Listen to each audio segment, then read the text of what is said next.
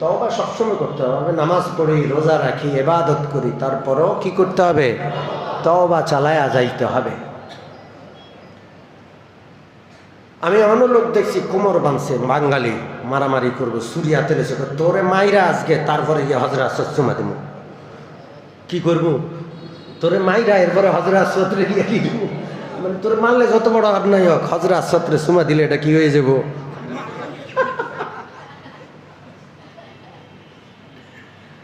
কত অবুঝ। আল্লাহ তাআলা বুঝ দান করে। সম্মানিত মুসল্লিয়ান কিরাম,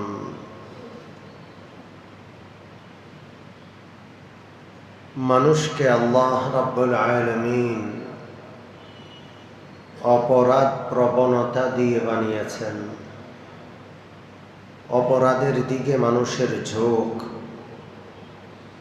নফসটা এমনভাবে আল্লাহ তৈরি করেছেন, নফসের ঝোঁক অন্যায়ের দিকে, নাফরমানির দিকে, নিষিদ্ধ বিষয়ের প্রতি ঝোঁক বেশি। ওই দিকে দৌড়াইতে চায়, শুধু লাগাম ধরে রাখতে হয়।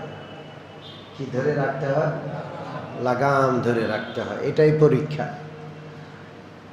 নিষিদ্ধ কাজের ঝোঁক দিয়ে দিয়েছেন, ওইটার প্রতি উৎসাহ আগ্রহ আল্লাহ দিয়ে দিয়েছেন, আবার ওইটাকে নিয়ন্ত্রণ করার দায়িত্ব দিয়েছেন। এটাই হইল কি? পরীক্ষা। এটা কি? পরীক্ষা। বেগানার দিকে তাকাইতে খুব মন চায়, খুব মন চায় তাকাইতে, আর আল্লাহর নিষেধ, তাকানো যাবে না।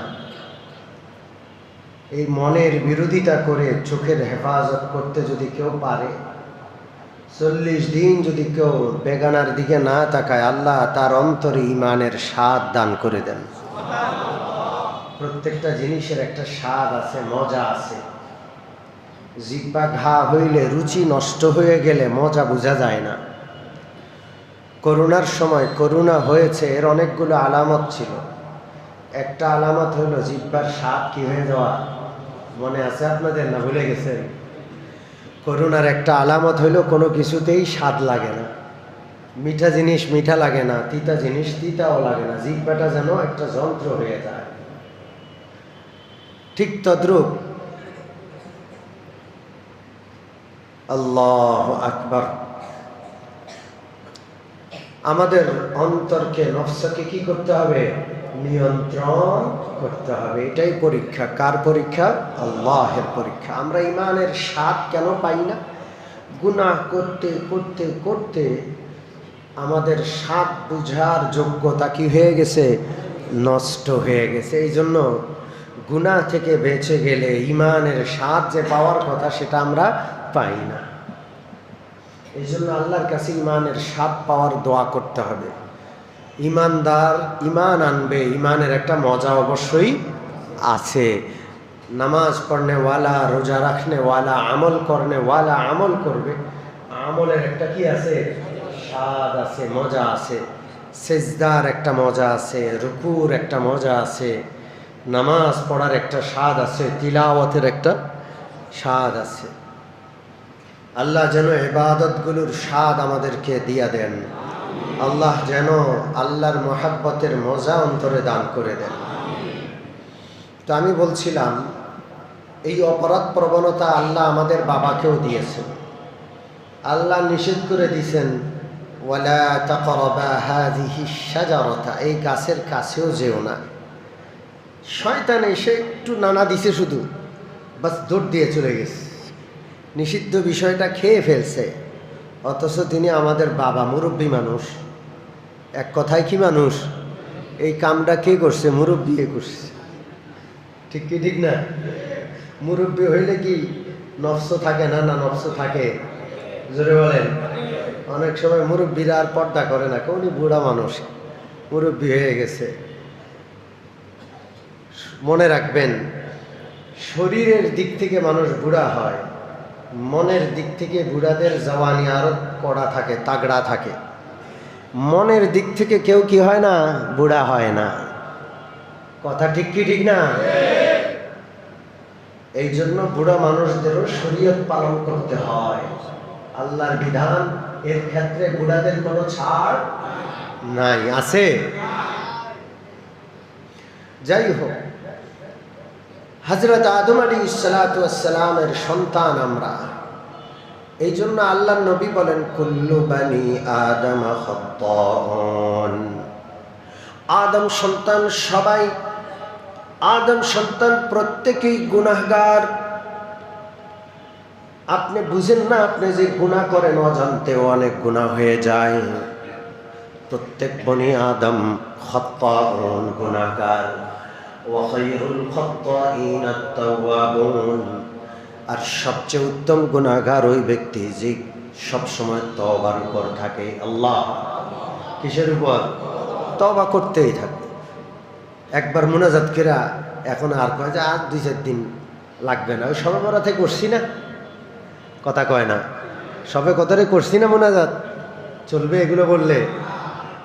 মক্কায় থাকে আমাদের কিছু ভাইরা আছে, মদিনায় থাকে, সৌদি আরবে থাকে, কথা কি বুঝে আসছে? এরা কি হজ উমরা করতে গেছে না কামাই করতে গেছে? বেশিরভাগ আমার ভাইয়েরা কামাই করতে গেছে। অবুঝ, এদের সেই বুঝ না। মক্কায় বেনামাজি আমাদের দেশে আছে না নাই? আশ্চর্য হয়ে যাবে। আপনি হজে গেছেন, উমরায় গেছেন, কত গুরুত্ব দিয়ে হারামে গিয়ে নামাজ পড়েন। আপনার হোটেলের ভিতরে বাঙালিরা আছে যারা আপনার রুম সার্ভিস দিচ্ছে, খাবার দিচ্ছে। একবারে মসজিদে হারামের আজান একামত শোনা যাচ্ছে, আপনি নামাজে যাচ্ছেন, আপনি দেখবেন যে ওইটি নামাজ ওই পড়ে না। জিগাইলে কব, মিয়া জীবনে কয়বার আসছেন? আমি প্রত্যেক সপ্তাহে গিয়ে হাজরা আসওয়াদ চুমা দিই। কথা বুঝেন নাই? এই রমজানে 7 বার উমরা করছি। কয়বার? এগুলো বলে কন্ত আমার ভাইদের বুঝ আছে? জোরে বলেন। সারা জীবনের উমরাকে এক পাল্লায় রাখলে, এক ওয়াক্ত ফরজ নামাজকে আরেক পাল্লায় রাখলে কোন পাল্লা ভারী? ফরজ নামাজের পাল্লা ভারী। ঠিক কি ঠিক না? কেউ জীবনেও চুমা দিতে পারে না হজরত আসওয়াতে, কোনো অসুবিধা আছে? গুনাহ হবে। আর কেউ সারা জীবনের প্রত্যেক দিন চুমা দিছে কিন্তু নামাজ পড়ে নাই, লাভ হবে? জোরে বলেন। আমি নিজে দেখছি, শুনছি, ওরা গর্ব করে যে বেটা নামাজ না পড়লে কি হয়েছে, এই রমজানে হজরত আসওয়াতে প্রত্যেক দিন চুমাই আইছি গিয়া গিয়া। আল্লাহ আল্লাহ, আল্লাহ যেন সহি বুঝ দান করেন। যারা মক্কা মদিনায় থাকে আল্লাহ তাদেরকে কদর করার তৌফিক দান করেন। ওখানে থেকে নামাজ পড়ে না, দোকানটা আস্তে বন্ধ করে দেয় আর ভিতরে বয়ে বিড়ি খায়। কি খায়? দল বাঁধে বিড়ি খায়, সবটা খেলে। এদিকে আজান শোনা যাচ্ছে, কাওয়াত শোনা যাচ্ছে, এমনকি রুকু সেজদার তাকবীরও কি করে যাচ্ছে শাটারের ভিতর থেকে। দোকানে বসে এরা শুনতেছে কিন্তু নামাজে যায় না।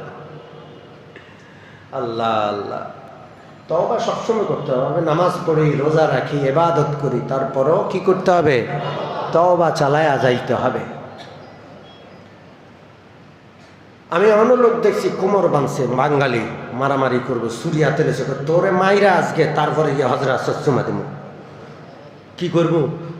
তোরে মাইরা এরপরে হজরত আসওয়াদে গিয়ে কি দেবো?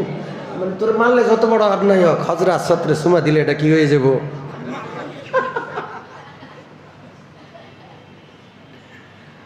কত অবুঝ। আল্লাহ তাআলা বুঝ দান করে। মুসলমান আল্লাহর প্রিয়। মুসলমান কি? আল্লাহর প্রিয়, কোনো সন্দেহ নাই। ইমানদার আল্লাহর প্রিয় বান্দা। তবে আমাদের আরো প্রিয় হইতে হবে, ইবাদত করব, তওবা করতে থাকবো ইনশাআল্লাহ। হযরত আদমের সন্তান আমরা, গুনাহগার। আমাদের গুনাহ চলতেই থাকে, অনেক সময় বুঝে করি, অনেক সময় না বুঝে করি। তো এই হিসাবে তওবা যেন চলতে থাকে। আমি নিয়মিত এমন কিছু আমলের কথা বলছিলাম যে আমলগুলো তওবার নামান্তর। বান্দা অনেক সময় তওবা করতেও ভুলে যায়। আল্লাহ তাআলা কিছু আমল দিয়ে রেখেছেন যে আমলগুলো করলে তওবা হয়ে যায়, বান্দার গুনাহ মাফ হয়ে যায়। আজকে যে আমলটার কথা আলোচনা করব এটা হলো দুরূদ শরীফ। বান্দা দুরূদ শরীফ পড়লে বান্দার গুনাহ মাফ হতে থাকে। দুরূদ শরীফ মানে আল্লাহর রাসূলের প্রতি দুরূদ। স্বয়ং আল্লাহ দুরূদ পড়েন। কে দুরূদ পড়েন? ইন্নাল্লাহা ওয়া মালাইকাতাহু ইউসাল্লুনা আলান নবী ইয়া আইয়ুহাল্লাযীনা আমানু সাল্লু আলাইহি ওয়া সাল্লিমু তাসলিমা। নিশ্চয়ই আল্লাহ রাব্বুল আলামিন তার নবীর প্রতি দুরূদ পাঠান, ফেরেশতারা নবীজির প্রতি দুরূদ পাঠান। অতএব হে মুমিন, তোমরাও নবীজির প্রতি সালাত আর সালাম পাঠ করে দুরূদ পাঠাও। আল্লাহ কোনো আমল করেন না, একটা আমল করেন, সে আমলটার নাম হলো দুরূদ। আল্লাহ নামাজ পড়েন, নামাজ হলো ইবাদত। ইবাদত করবে গোলামরা, মালিক হলেন কে? আমরা ইবাদত করি আমাদের মালিকের। আল্লাহর তো কোনো মালিক না, আল্লাহ ইবাদত করা লাগবে না। গোটা মাখলুক কার ইবাদত করে? কিন্তু আল্লাহ একটা আমল করেন, সেটা হলো সালাত আলান নবী। বিশ্ব নবীকে রহমত দান করেন কে? আমাদেরকে রহমতের দোয়া করতে বলেছেন।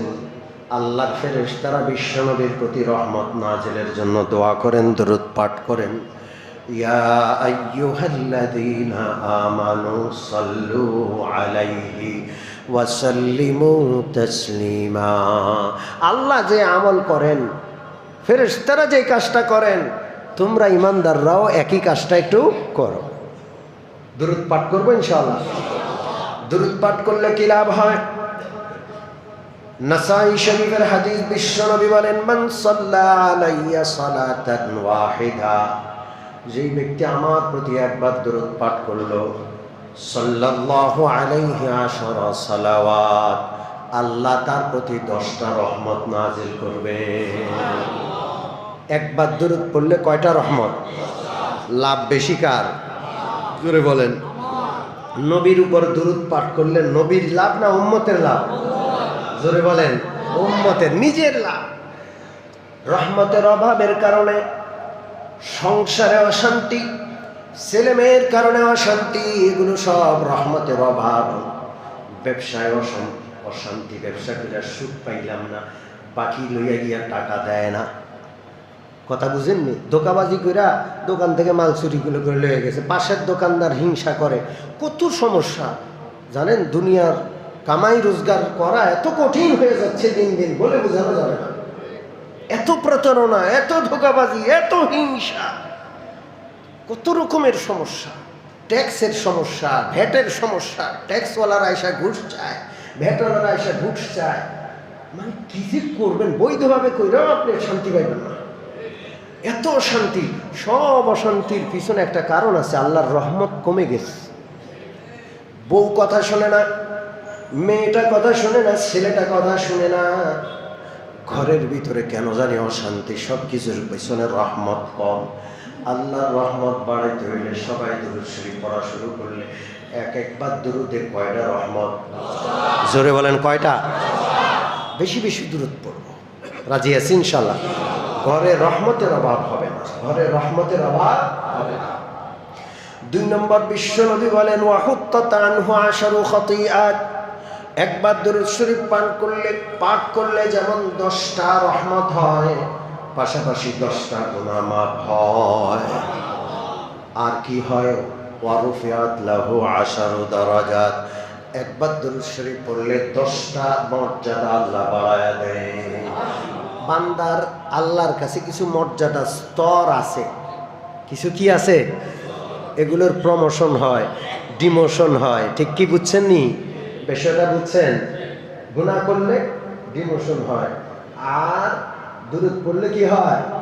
প্রমোশন হয়। আপনি খুব তাড়াতাড়ি প্রমোশন লাভ করে সর্বোচ্চ পর্যায়ে পৌঁছতে পারবেন কোন আমলটা দিয়ে? দুরূদ শরীফ দিয়ে। জোরে বলেন কোন আমল? একবার দুরূদ শরীফ পড়লে 10টা মর্যাদা বাড়ে, 10টা গুনাহ মাফ হয়, 10টা রহমত নাজিল হয়। আল্লাহ দুরূদ শরীফ আল্লাহর রাসূলের প্রতি রহমত নাজিল করেন, ফেরেশতারা রহমত নাজিলের দোয়া করে। আমরা সারা পৃথিবীর মুমিনদেরকে আল্লাহ নির্দেশ দিয়েছেন দুরূদ শরীফ পড়ো। পড়বো তো ইনশাল্লাহ, জোরে বলেন পড়বো। আর কি লাভ? কিয়ামতের দিন রাসূলুল্লাহর সবচেয়ে কাছের জান্নাতে কারা কারা থাকতে চায়? হাত তুলে নারায়ে তাকবীর। আমরা আল্লাহর রাসূলের পাশের জান্নাতে থাকতে চাই। আল্লাহ যেন যারা হাত তুলছে সবাইকে কবুল করেন, হাত নামান। বিশ্বনবী বলেন, ইন্না আউলান নাসি বি ইয়াউমাল কিয়ামাতি আকসারুহুম আলাইয়া সালাতান। তিরমিজি শরীফের হাদিস, নবীজি বলেন কিয়ামতের দিন আমার সবচেয়ে নিকটতম ব্যক্তি হবে সে যে ব্যক্তি আমার প্রতি বেশি বেশি দুরূদ শরীফ পাঠ করত। নবীজির প্রতি দুরূদ শরীফ বেশি বেশি পড়ে কিয়ামতে রাসূলুল্লাহর পাশে থাকবো ইনশাআল্লাহ। দুরূদ শরীফ এটা একটা দোয়া। আল্লাহ নবীর উপর রহমত নাযিল করেন, নবীর উপর সালাম পাঠান। নবীজির উপর সালাম আর রহমত পাঠানোর দোয়া করলে নবীজির কাছে এই দোয়ার খবর পৌঁছেনি। নবীজি বলেন, ইন্নাল্লাহি মালাইকাতান সাইয়াহিনা ফিল আরদি ইউবাল্লিগুনি মিন উম্মতিস সালাম। নবীজি বলেন আল্লাহ তাআলার কিছু ফেরেশতারে আল্লাহ ডিউটিতে লাগায়া দিয়েছেন, সারা পৃথিবী ঘুরে ঘুরে এরা তাকায়া দেখে কে দুরূদ শরীফ পড়ে। আপনি দুরূদ শরীফ পড়লেন, সাথে সাথে আপনার দুরূদের হাদিয়াটা নবীজির দরবারে নিয়ে আপনার নাম, আপনার বাবার নাম সহ নবীজির কাছে পৌঁছায় দেয়। আল্লাহ রাসূল নবাবগঞ্জ বড় মসজিদের এলাকার আব্দুর রহমানের ছেলে আব্দুল্লাহ আপনার প্রতি দুরূদ শরীফ পাঠ করছেন, এই নেন হাদিয়া। আল্লাহু আকবার। সরাসরি নবীজির কাছে আল্লাহর ডিউটিরত ফেরেশতারা আপনার দুরূদ, আপনার নাম, আপনার বাবার নাম সহ নবীজির কাছে পৌঁছায়। নবীজি কিয়ামতের দিন আপনারে চিনে ফেলবে, ওর হাদিয়া প্রতিদিন আমি পাইতাম। আপনারে চিনবে, ওরে তো আমি চিনি, ওর দুরূদ শরীফের হাদিয়া, রহমতের হাদিয়া আমি সবসময় পাইতাম। আল্লাহ, হাদিয়া পাঠাবো ইনশাআল্লাহ, পাঠাবো। নবীজির কবরের কাছে গিয়া যদি কেউ সালাম করে, বিশ্বনবী বলেন, মান সাল্লা আলাইয়া ইনদা কবরি সামিআতুহু ওয়া মান সাল্লা আলাইয়া নাইবান উবলিগতুহু। যেই ব্যক্তি আমার কবরের পাশে দাঁড়াইয়া, রওজার পাশে দাঁড়াইয়া সালাম দেয়, তার সালামের আওয়াজ সরাসরি আমি শুনতে পাই। আর দূর থেকে যে ব্যক্তি সালাম দিবে, বাংলাদেশে বসে, পাকিস্তান, হিন্দুস্তান, অন্য কোন দেশে বসে সালাম দিলে ফেরেশতারা সালাম আমার কাছে পৌঁছায় দেয়। আল্লাহ। এক সাহাবী নবীজির কাছে এসে বললেন, ইয়া রাসূলুল্লাহ, দুরূদ শরীফ পড়লে এত সওয়াব, আমি কি পরিমাণ দুরূদ শরীফ আপনার প্রতি পাঠ করব একটু বলে দেন। আমার 24 ঘন্টার মধ্যে 2 ঘন্টা, 3 ঘন্টা, 5 ঘন্টা কতক্ষণ পড়ব?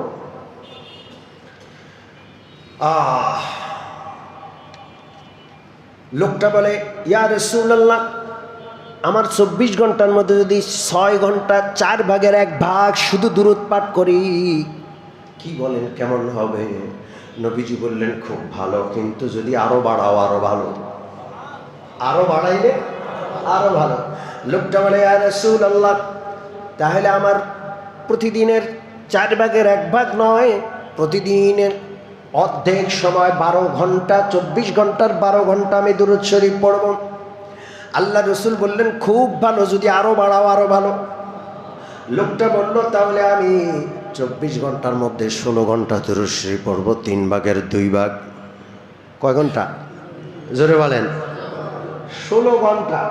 8 ঘন্টা ঘুম, খাওয়া দাওয়া, অন্য কাম, আর বাকি 16 ঘন্টা খালি বসে বসে কি করবো? বিশ্বনবী বলেন, খুব ভালো, যদি আরো বাড়াও আরো ভালো। লোকটা বলল, আজআলু লাকা সালাতি কুল্লাহা। ওগো নবীজি, ঘুম খাওয়া ছাড়া পুরা জিন্দেগির প্রতিটা মুহূর্ত খালি দুরূদ শরীফে পড়ে যাব। আল্লাহ রাসূল বলেন, ইজান তাকফি হাম্মাকা ওয়া ইউকাফফারু লাকা যামবাকা। শুনে নাও, তাহলে তোমার সব কাজের দায় দায়িত্ব কে নেবেন? জোরে বলেন। আর তোমার সব গুনাহ মাফ করে দিবেন কে? যদি কেউ সারাদিন খালি দুরূদ শরীফ পাঠ করে, তাহলে তার কামাই, রোজগার, সংসার, শান্তি, রহমত সব দায় দায়িত্ব কে নেবেন? আল্লাহ সব করে দিব। দুরূদ শরীফ পড়ব? জোরে বলেন পড়ব? কিছু দুরূদ শরীফ আছে বেশি, যেগুলো পড়লে বেশি লাভ। আচ্ছা, দোয়া কবুল হক কে চায়? হাত তোলেন তো। নারায়ে তাকবীর। আমরা আল্লাহর কাছে যা চাই সব কবুল হোক, চাই কি চাই না? একটা টিপস আছে, বিশ্বনবী বলেন আদ-দুআউ মাওকুফুন বাইনাস সামাই ওয়াল আরদি লা ইয়াসাদু মিনহা শাইউন হাত্তা তুসাল্লি আলা নাবিকা। তিরমিজি শরীফের হাদিস। হযরত ওমরকে নবীজি বলেন, ওমর, তোমার দোয়া যা করো কবুল হয়, তবে একটা শর্ত আছে। তুমি যখন দোয়া করো দোয়াটা আসমান আর জমিনের মাঝে লটকে থাকে। যখন দুরূদ শরীফ পড়ো তোমার নবীর উপর, সাথে সাথে সমস্ত বাধা দূর হইয়া দোয়াটা আল্লাহর কাছে চলে যায়। এই জন্য দোয়ার আগেও দোয়ার পরেও দুরূদ শরীফ পড়ব। রাজি আছি? হাত তুলে প্রথম দুরূদ শরীফ পড়ব। যখন হাত মুখে মুছে দোয়া শেষ করব, এর আগ মুহূর্তে শেষে দিয়ে দুরূদ শরীফ পড়ব। আগে এবং পরে দুরূদ শরীফের সিল যদি লাগে, আগে আর পরে যদি দুরূদ শরীফ দিয়া দোয়াটারে প্যাকেট করা হয়, তাহলে এটা ইনটেক সোজা কোথায় পৌঁছে যাবে? জোরে বলেন কোথায়? রাজি আছি ইনশাল্লাহ? কিছু দুরূদ শরীফ আছে বড় আজব, যে দুরূদ শরীফগুলোর এত পাওয়ার, অনেক পাওয়ার। কি কি দুরূদ শরীফ আছে? একটা দুরূদ শরীফ আছে, আল্লাহুম্মা সাল্লি আলা মুহাম্মাদিন ওয়া আনজিলহুল মাকাদাল মুকাররাবা ইনদাকা ইয়াউমাল কিয়ামাহ। এই দুরূদ শরীফটা যে ব্যক্তি পড়বে, আল্লাহর নবীর সুপারিশ তার জন্য ওয়াজিব হয়ে যাবে। দুরূদ শরীফটা শিখবো? জোরে বলেন আল্লাহুম্মা সাল্লি আলা মুহাম্মাদিন ওয়া আনজিলহুল মাকাদাল মুকাররাবা ইনদাকা ইয়াউমাল কিয়ামাহ। এই দুরূদ শরীফটা পড়লে কি হবে? কথা কয় না? সুপারিশ কি হয়ে যাবে? জোরে বলেন কি হয়ে যাবে? আরো আজব আজব দুরূদ শরীফ আছে, সময় নাই। আজকে এক আল্লাহওয়ালার ঘটনা শোনাবো। কার ঘটনা শোনাবো? এক আল্লাহওয়ালার ঘটনা শোনাবো। আলহামদুলিল্লাহ বলেন। নাম হইল আল্লামা বৌসিরি। নাম হইল কি? 12তম শতাব্দীর মানুষ তিনি। কোনতম? 1211 সনে তার জন্ম, 1294 সনে তার ইন্তেকাল। 85-84 বছর হায়াত পাইছেন তিনি, আল্লামা বৌসিরি রহমাতুল্লাহ আলাইহি। অনেক বড় আল্লাহওয়ালা ছিলেন। কুষ্ঠরোগে আক্রান্ত হইয়া অর্ধাঙ্গ হয়ে গেছে। কুষ্ঠরোগে, পক্ষাঘাত রোগে আক্রান্ত হইয়া বিছনায় পড়ে গেছে। হাত পাও লুলা হয়ে গেছে। মানুষ কোলে দূরা উঠায়, কোলে দূরা নামায়।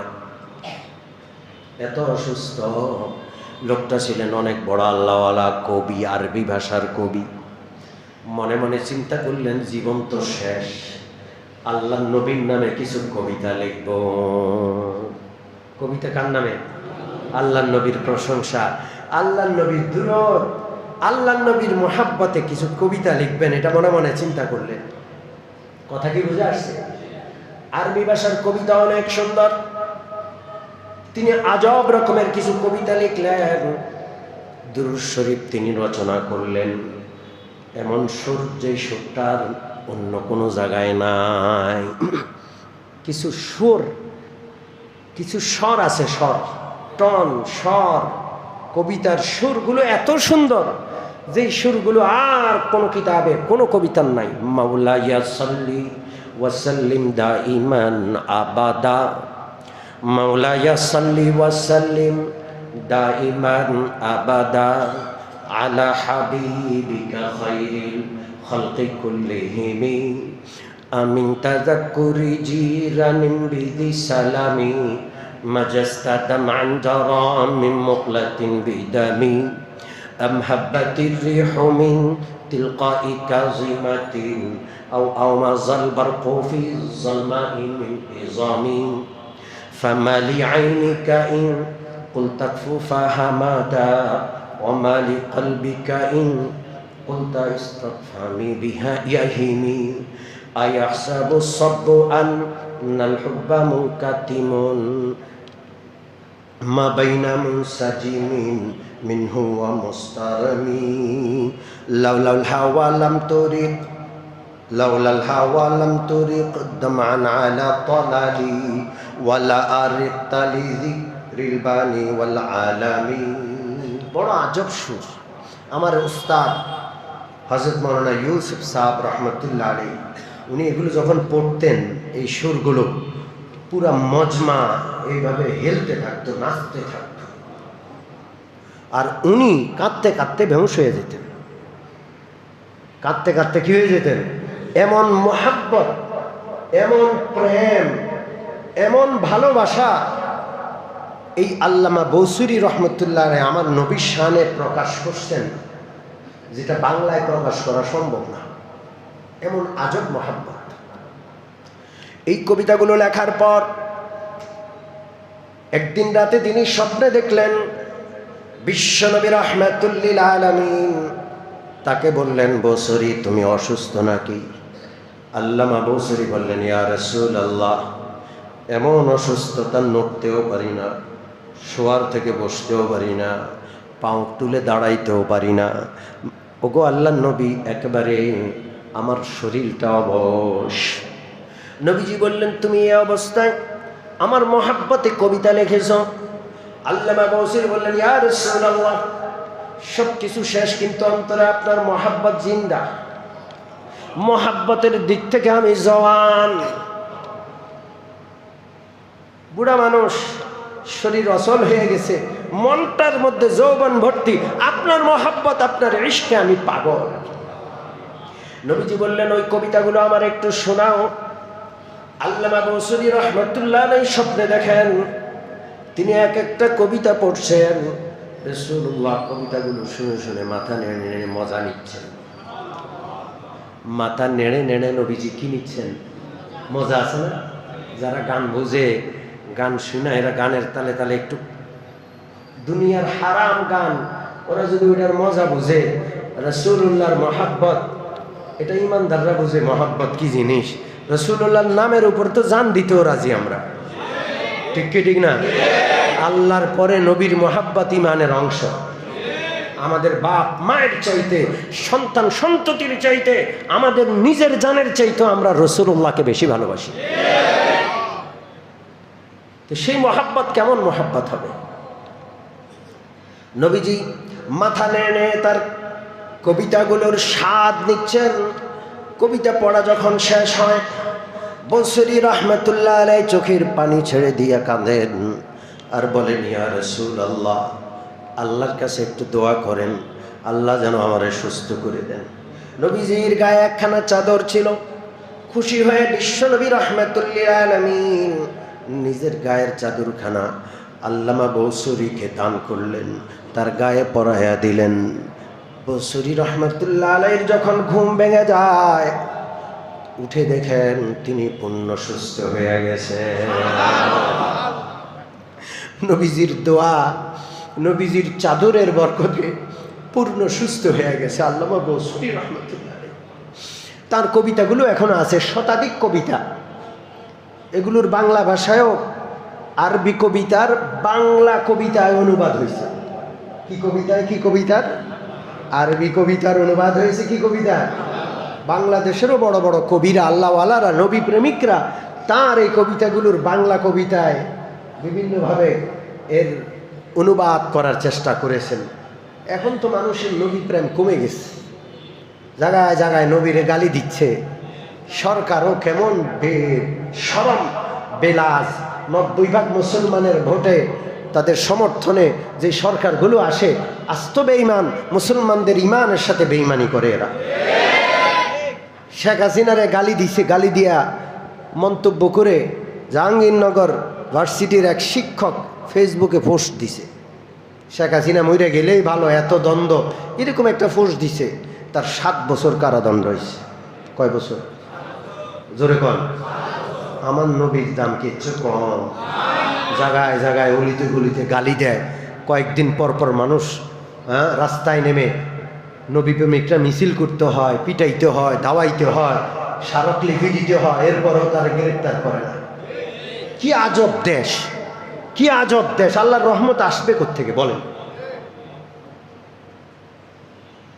আমাদের দাবি হলো যারা নবী সাল্লাল্লাহু আলাইহি সাল্লামের অবমাননা করবে, ইসলামের অবমাননা করবে, ইসলামের বা কোরআনের কোনো বিধান নিয়ে কটাক্ষ করবে, এদের মৃত্যুদণ্ডের আইন করতে হবে। রাজি আছেন ইনশাআল্লাহ? আমাদের ভোটে, মুসলমানদের ভোটে মুসলমান হইয়া নির্বাচিত হইয়া ইমানদারদের সাথে, কোরআনের সাথে, ইসলামের সাথে বিশ্বাসঘাতকতা করবে, ভবিষ্যতে ওদেরকে আমরা ভোট দিব না।